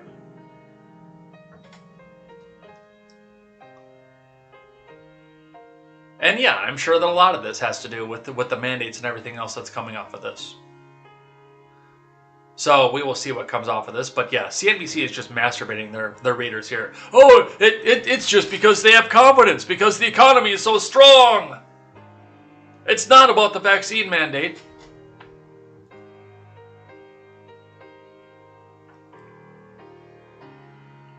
All right, what else do we have going here? I got another one from NPR. Also, interestingly enough, I consider this to be a part of the labor shortage that's going to be coming from the vaccine mandates. Are you ready for this one? Let's see what they have to say over here at NPR. Did you donate the last time? You better have, because otherwise you have to donate this time. That button is bigger and redder than ever. And they need our money, comrade, to continue spreading the communist ideals like this one here. Homeland Security Secretary orders ICE to stop mass raids on immigrants' workplaces. From Bill Chappelle. Let's see what they have to say.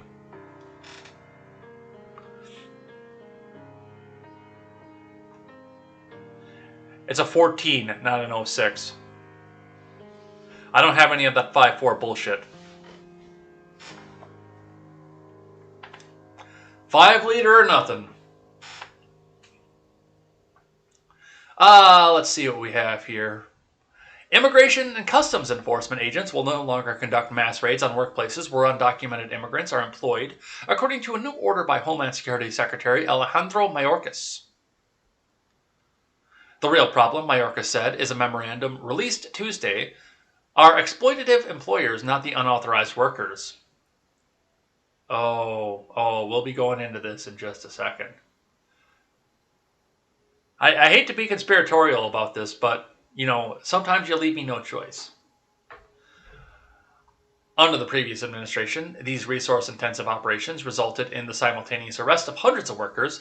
DHS said about the change, while the raids attracted attention and made headlines, totally organically too, Hong Kong.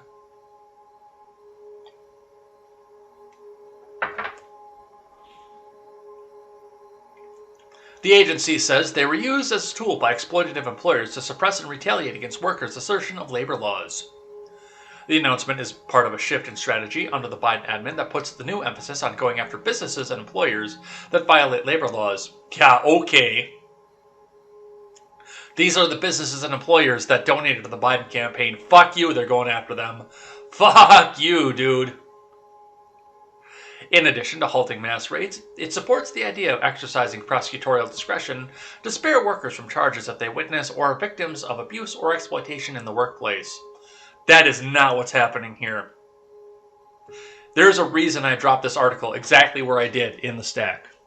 Because this could have easily been further down in the stack when we're talking about public policy and what's going on with Congress. This could have easily fit here, but there is a specific reason I put this right here. We will not tolerate unscrupulous employers who exploit unauthorized workers, conduct illegal activities, or impose unsafe working conditions. Bull fucking shit you won't. That's the reason you have these people here in the first place, Mayorkas said in a news release about the shift.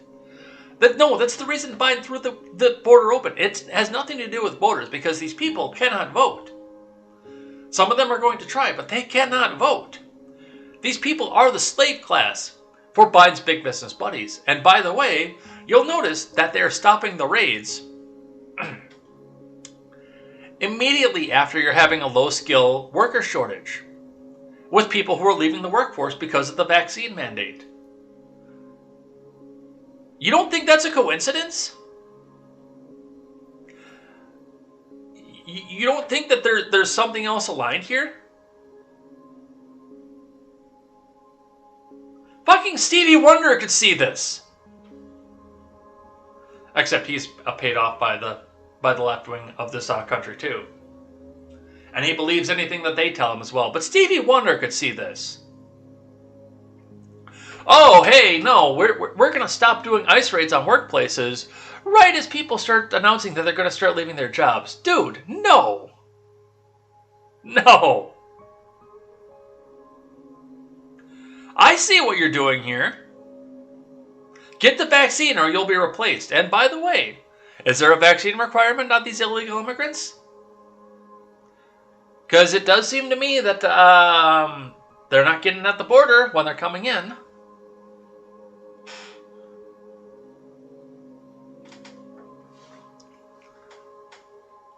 Yeah. Oh, this is just about safe workplaces. No, it is not. No, it is not. But, you know, NPR is going to keep trying to tell you that this is what this is. Alright, we got to shift gears. We got to talk about Loudoun County. And a story that the mainstream media is trying not to touch. And I think they finally got to a point where they have to touch it. Let's look at this one here actually first. We're not going into Loudoun County yet. Let's read this one from Fox Business, just talking about some of the other things that we see coming on with the worker shortages, with the economy, with the inflation, with everything else here. Fox Business briefly. U.S. headed into another recession if consumer sentiment trend continues, economists say. From Megan Henney. The U.S. economy appears to be sliding into another recession based on declining consumer sentiment, even though employment and wage growth suggest otherwise, according to two academic economists.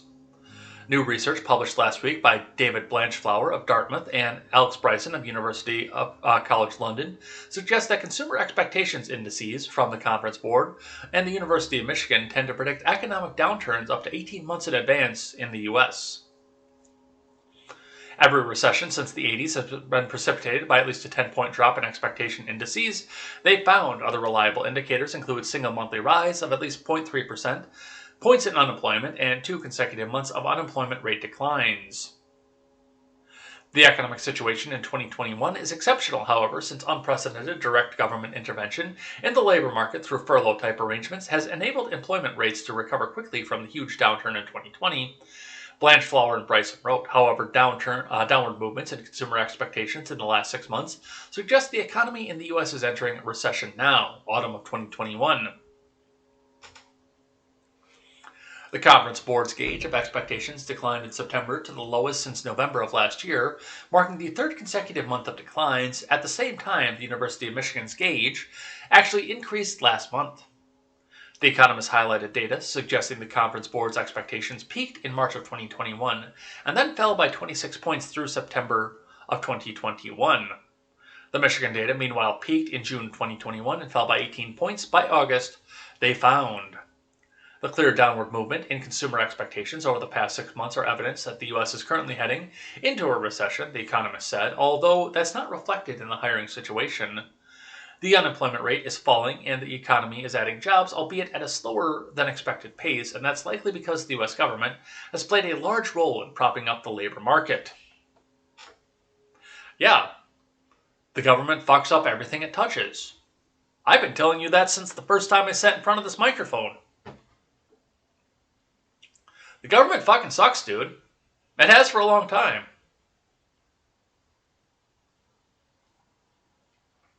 But yeah, and we're also going to see some more effect of and some more uncertainty over what's going to happen with the labor market, with everything that's going on right now, because the government put their hands in the situation.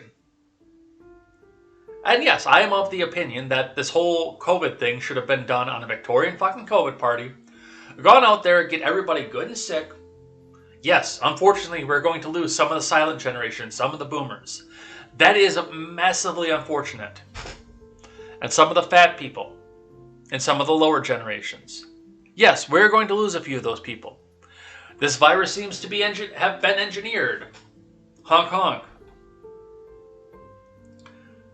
It seems to not have been engineered. Honk honk. But it seems to be by natural design, of course, because this couldn't have been engineered in a lab, Susan. But this seems to have been done by natural design to come out here and attack the elderly, the sick, and the overweight, the drains on the system.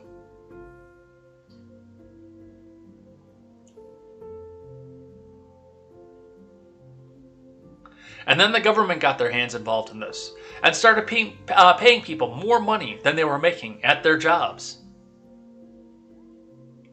to not go to work.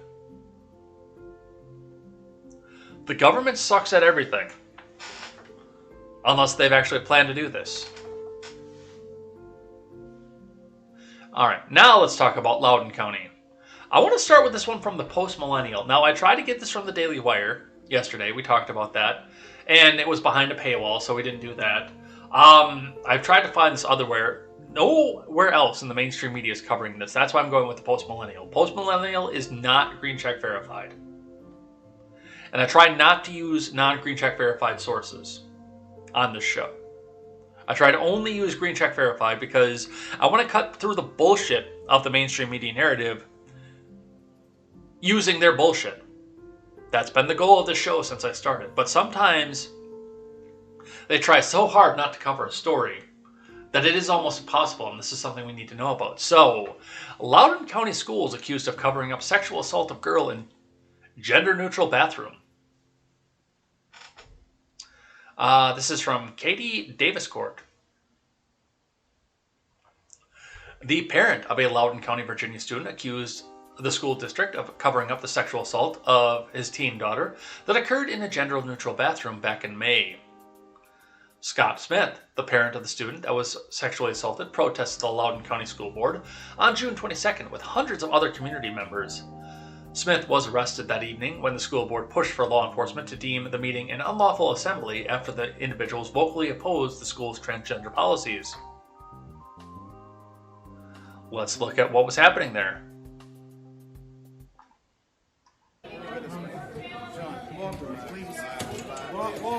Now, hey, John, please don't resist.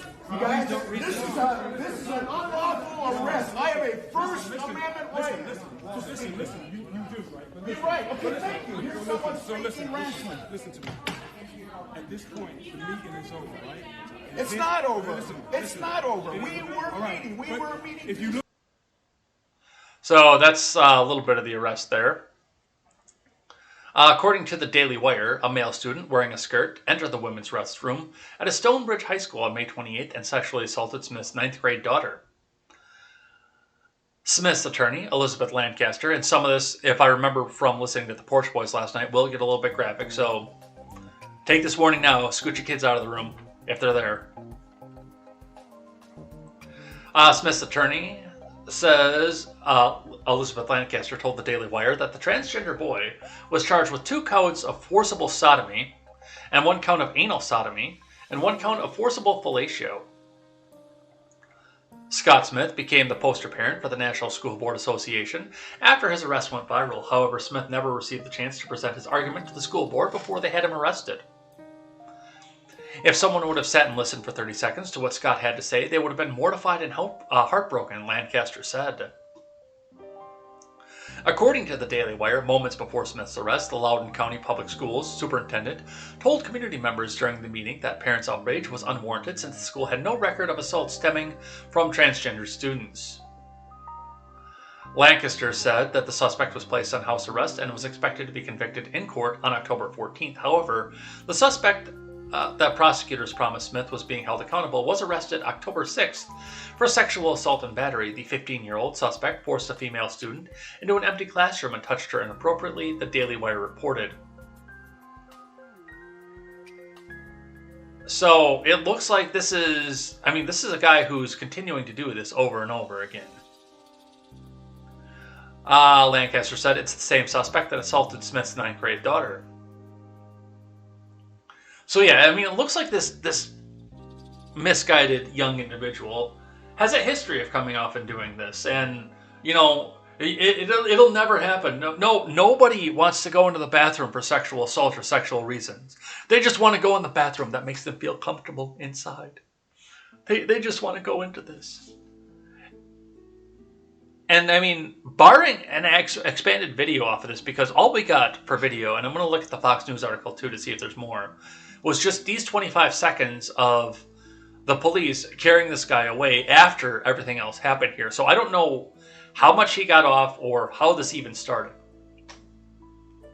I'm sure there's video out there of it, but it's all been scrubbed or is being hidden away from the American public just so we can come out and make this guy look like he's a crazy man who's anti-trans, and that's all he wants to do is drag the trans men down or the trans women down. And all this guy wanted to do, all this, it's not a guy, it's a girl. All this girl wanted to do was go into the bathroom of her choice, or C choice, or Sir choice, or whatever the fuck it is.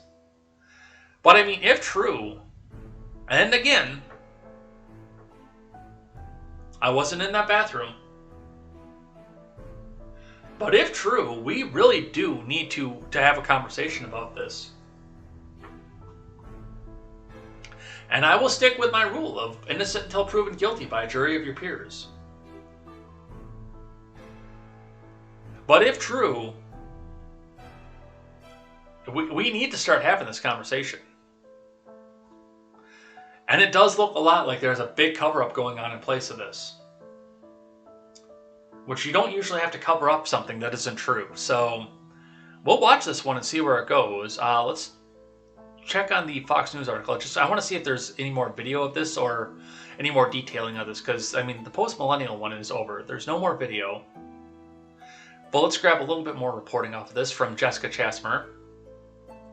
Loudoun County father arrested at school board event that says school tried to cover up daughter's bathroom assault.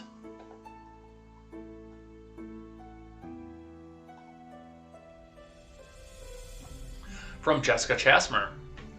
A parent who was arrested during a June school board meeting in Loudoun County, Virginia, is accusing the district of trying to cover up an alleged bathroom sexual assault by a gender-fluid individual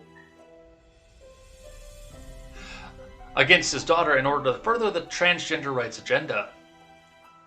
Scott Smith was found guilty of disorderly conduct and resisting arrest in August after he was filmed being dragged by police from the Loudoun County School Board meeting on June 22nd. He was sentenced to 10 days in jail, all suspended, contingent on a year of good behavior. Loudoun County now reported at the time. Smith's image went viral among left-wingers as an example of parents run amok, and the National School Boards Association cited his arrest in a letter last week requesting the Department of Justice to provide federal law enforcement to respond to an increase in violence against school officials across the country. AG Merrick Garland later pledged to have the Department of Justice and the FBI investigate harassment of school board members. Now, Smith says there's much more to the story, telling the Daily Wire that his behavior at the June 22nd meeting stemmed from an incident last week, earlier as his 9th grade daughter's school, Stonebridge High School in Ashburn, in which he said a boy wearing a skirt entered the girl's bathroom and assaulted his daughter on May 28th. We can confirm a May 28, 2021 case that involved a thorough 2-month-long investigation that was conducted to determine the facts of the case prior to the arrest, the sheriff's office told Fox News.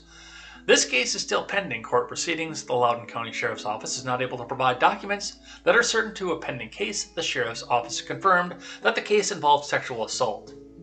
Alright, so we're putting a couple more pieces together, and the post-millennial left a lot of stuff out from this. So now I'm starting to piece together a little bit of what happened. So, this all happened over the summer. The assault happened late in May, probably towards the end of the school year, and the father went to go try to address it at the June school board meeting a couple weeks later. Got rowdy, got arrested, and we had already started to see, people going in to start, having their grievances aired against the government at these government meetings. Some of them are even running for these government boards. But now this stayed out of the limelight until now Merrick Garland came out and said, no, we can't have the public telling our people what it is that they need to do to educate. It is on the educators. The parents should have no say in what what the educators teach in their classrooms. And then this image came back up to come out and say, see, unhinged parent. We need to get these unhinged parents out of here. And now the story comes back up, especially given the fact that, yes, on a week ago today, this same little bastard was arrested for pushing a girl into a classroom and touching her inappropriately. That's all the detail that we have off of that. Probably because there are minors involved. So now the timeline's starting to make a little bit more sense here. And I'm glad that I looked into the Fox News article off of this too. And yeah, I mean, with Loudoun County especially. Because they are in the center of all these things, left and right, over and over again. We keep seeing this come up. We keep hearing this name come up over and over again. So it looks like there are possibly some problems. And there again, if true, it's time for us to start having this conversation that we were told we were nuts for having 5 years ago. This could never happen. There's no slippery slope here.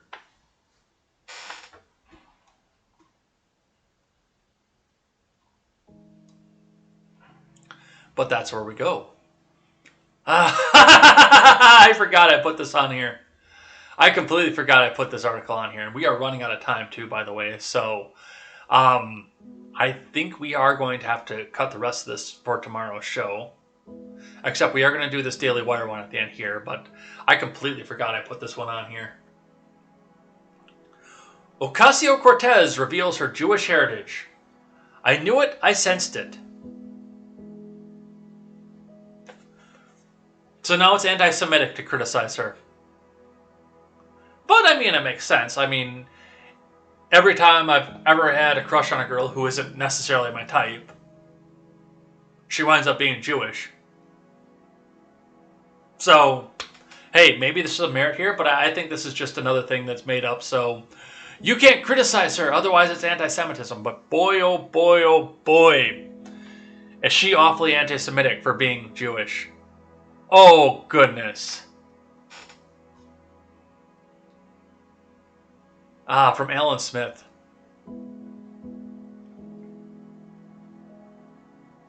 Wait a second. This is an old article.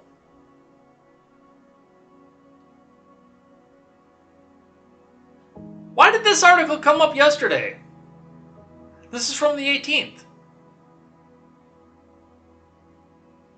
I saw Rep-elect and I'm like, wait a second.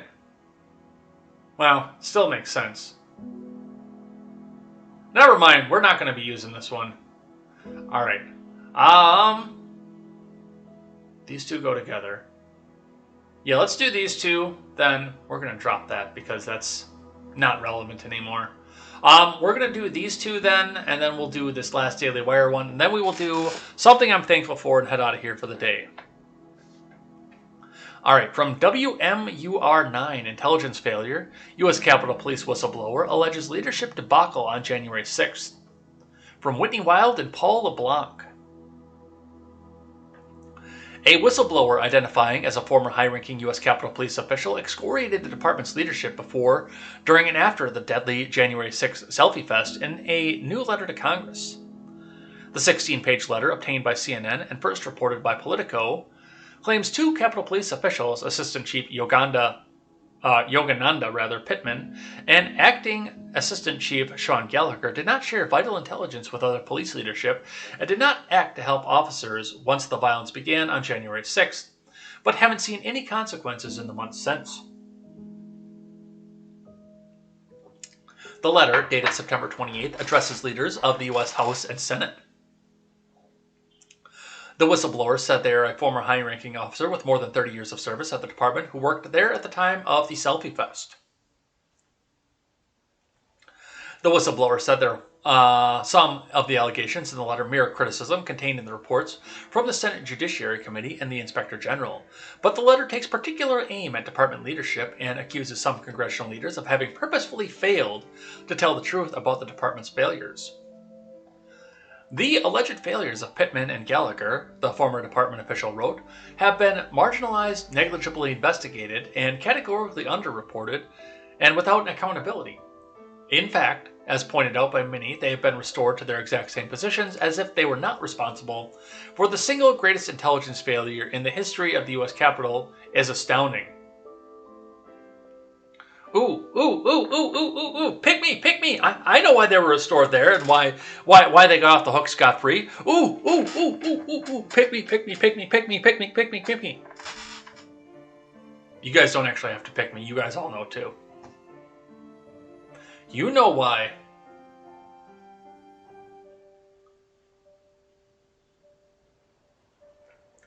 The former department official alleges that the pair didn't share intelligence information with the department that would have changed the paradigm of that day, and that during the attack they did not try to help or assist as officers and officials were literally fighting for each other, their lives, and for Congress.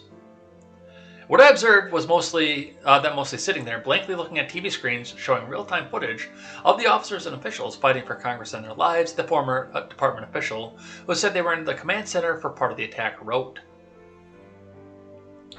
A law enforcement source defended Pittman and Gallagher to CNN, saying they did not fail to act, but instead were focused on successfully ensuring the protection of lawmakers who were all evacuated without harm. Interesting. Almost like they expected this. But don't worry, the FBI wasn't involved in any of this here. And it was totally a grassroots thing. And no, it wasn't grassroots. The evil orange man directed it. He stood out there cracking the whip from 6 blocks away and said, "Enter the Capitol! Take it over! It is ours! We shall have our tyranny over the left-wing people of this country." That's exactly what happened, don't you know? That's what every leftoid on Twitter will tell you. And once again, I don't trust any of this here because the entire left-wing narrative falls apart. Unless the Selfie Fest was the most deadly attack on the U.S. in history. The entire leftoid agenda falls apart completely without that. I want to read this whistleblower letter. We're going to save this article because I'm going to look deeper into this. I'm very curious about this. And really, honestly, let me look at something here.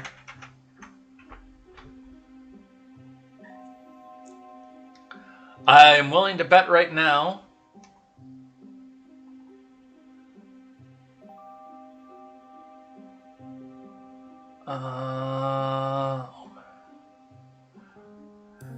I'm willing to bet right now that by the end of all this, we're going to see these guys. We're involved in the Selfie Fest as well. I'd be willing to bet that that's going to be a possibility somewhere off of this.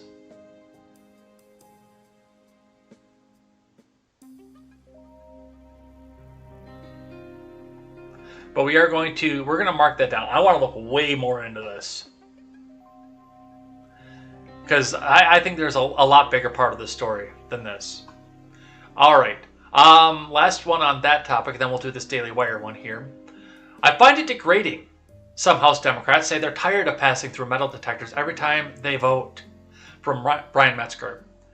This is going to be a brief one because really for the most part, and we'll actually talk about what's happening here, but briefly. Because for the most part, I just look at this headline and the fact that it's saying this and I say, well, you insisted on this because you told me this is the most deadly attack in U.S. history. They flew the Confederate flag in the Capitol. That's never happened in history, Poppy.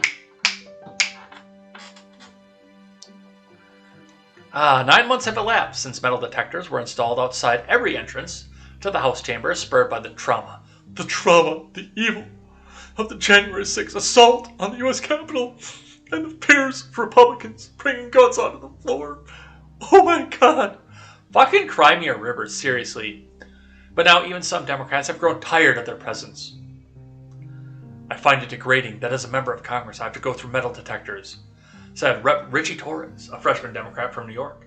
Even when I use the can, I have to go through metal detectors. I think it impedes the business of Congress, Torres continued. It takes much longer to enter the House floor, and I see no reason for it. I think they're an important psychological reassurance after the dramatic events of January 6th, Representative Tom Malinowski of New Jersey says. but as a practical security measure, they don't make a lot of sense to me, given what the actual threats are. I think it would be good for the country, for the comity of the place, to focus on real security, not optical security, he added.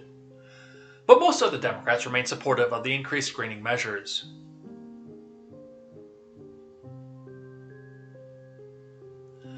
Your whole agenda falls apart if this isn't the most deadly attack in history. Which it isn't, and your whole agenda is falling apart as we speak. So if you're tired of it, I'm sorry, but you can fuck entirely 100% of the way off. I don't care how tired of it you are. You demanded this. Now fucking live with it. Fuck all the way off. Alright. Last one. Then we'll do something I'm thankful for and head out of here. Viral video. Kid asked to announce start of Speedway race. Says, let's go Brandon. This also comes to us by the Post-Millennial. Asked by an announcer to help kick this thing off. At the Napa Super Dirt Week Pro Stock 50 event in Oswego Speedway on Sunday. Where's Oswego? Is that... I thought... Oh, it's in New York. I thought it was in Wisconsin. I'm like, there's an Oswego in Wisconsin, but I don't remember there being a speedway there. No, this is in New York. There's an Oswego in Illinois, too, now that I think about it. But I don't remember there being a speedway there, either.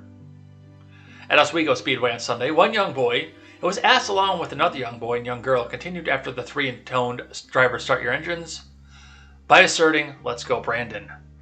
Let's listen to that. Parts, they're going to help kick this thing off. All right, guys, ready? In 3, 2, 1.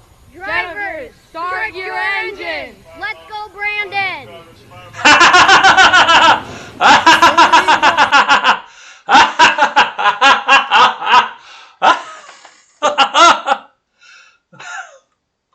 Oh. Oh, that was good.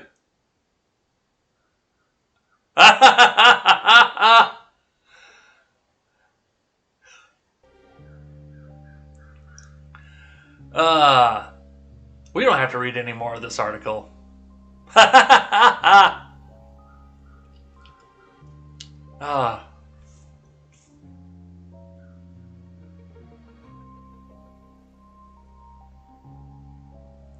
Alright, let's do something I'm thankful for and head out of here. That was good. I like that. Would you believe I didn't plan this segment ahead, by the way? Would you believe that right now? Well, you know, I do have to think about this and think about some of the things that I'm thankful for. And, you know, I had grievances and gripes against my current job. And part of this is because I am trying to get out of the current job and trying to get into working from home. And it's just taking me a little bit longer than I thought it was going to. Part of that is that, and it's a little bit of impatience from me, but I do have to be thankful for these people because they have been going above and beyond. And I don't want to go into too many details about it because, well, I don't really want to give away what's going on with them or give them away or anything else like that. But I know that they are working right now to fight the vaccine mandate. And I have coworkers that are vaccinated.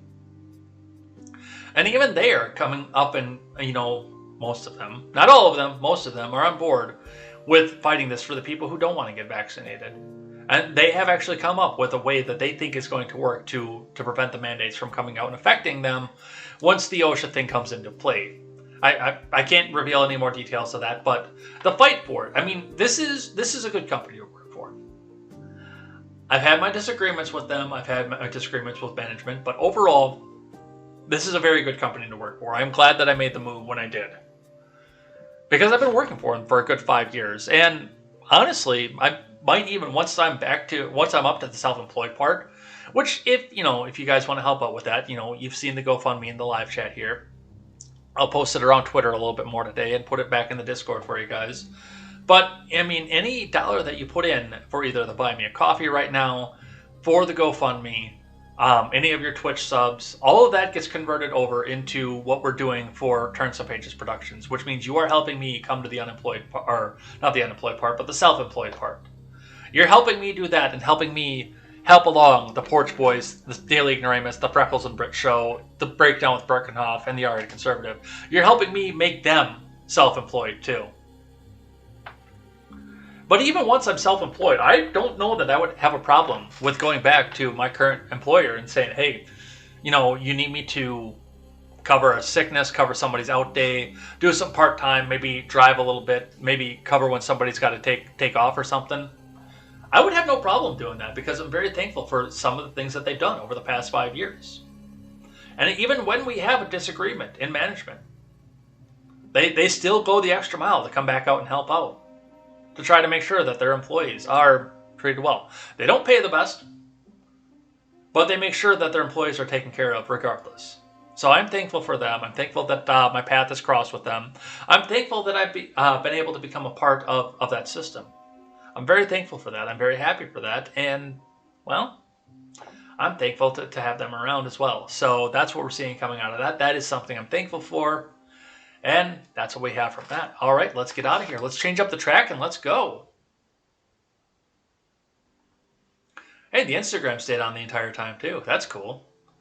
All right, we got to go. We got to finish up here because we got to go watch Daily Ignoramus.